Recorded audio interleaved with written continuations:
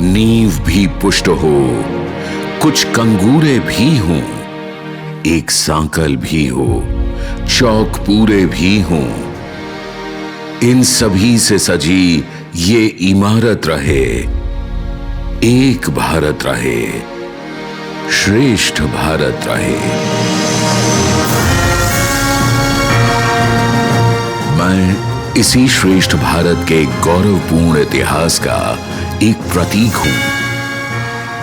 मैं प्रतीक हूं उस धर्म का भी जिसकी स्थापना के लिए महान सम्राट अशोक ने मुझे अपने शिलालेखों में उकेरा था।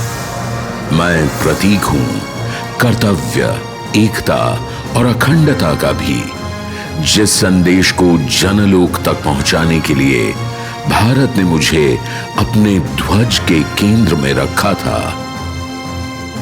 मैं समय चक्र हूं, मैं अशोक चक्र हूं।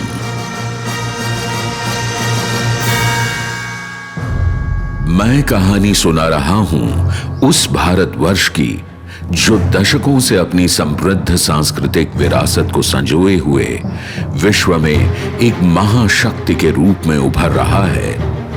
युवा जोश से सराबोर यह देश वर्तमान प्रधानमंत्री नरेंद्र मोदी के नेतृत्व में विज्ञान, आईटी, खगोल शास्त्र, कृषि और कई अन्य क्षेत्रों में तेजी से विकास की ओर बढ़ रहा है। लेकिन इस विकासशील देश की राह इतनी आसान नहीं थी। लगभग 200 वर्षों के लंबे संघर्ष के बाद 15 अगस्त 1947 को भारत के पहले प्रधानमंत्री पंडित जवाहरलाल नेहरू ने लाल किले से तिरंगा फहरा आजाद भारत की नींव रखी। इसके बाद जनता ने प्रधानमंत्री के रूप में अपना विश्वास दिखाया श्री लाल बहादुर शास्त्री पर।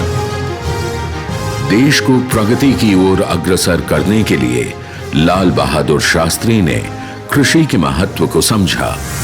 उन्होंने एमएस स्वामीनाथन के विचारों को हकीकत का रूप दिया और भारत में हरित क्रांति की शुरुआत हुई। जय जवान, जय किसान, जय हिंद।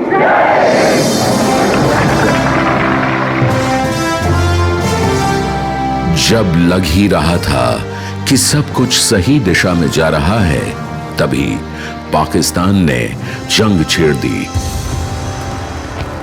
भारतीय सेना ने पाकिस्तानी सेना को न केवल पीछे खदेड़ा बल्कि उसी की सीमा में घुसकर लाहौर के आसपास के इलाकों पर कब्जा भी कर लिया। लेकिन भारत तो बापू का देश है जो सदैव अहिंसा और क्षमा का समर्थक रहा है। तो भला लाल बहादुर शास्त्री ये बात कैसे भूल सकते थे।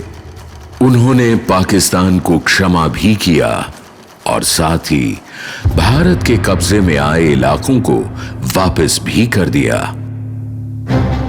राजनीतिक उथल पुथल के बीच 90 के दशक के आखिरी दौर में प्रधानमंत्री पद का कार्यभार संभाला श्री अटल बिहारी वाजपेयी ने। उस समय देश के सामने दो बड़ी चुनौतियां थी, आर्थिक स्थिति को सुधारना एवं सुरक्षा पर जोर देना। तभी अटल जी के एक फैसले ने विश्व का भारत के प्रति नजरिया ही बदल दिया।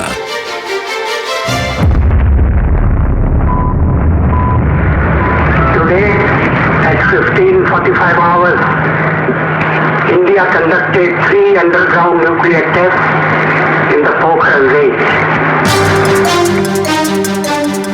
सन 1974 से पल रहा भारत का सपना अब साकार हो चुका था।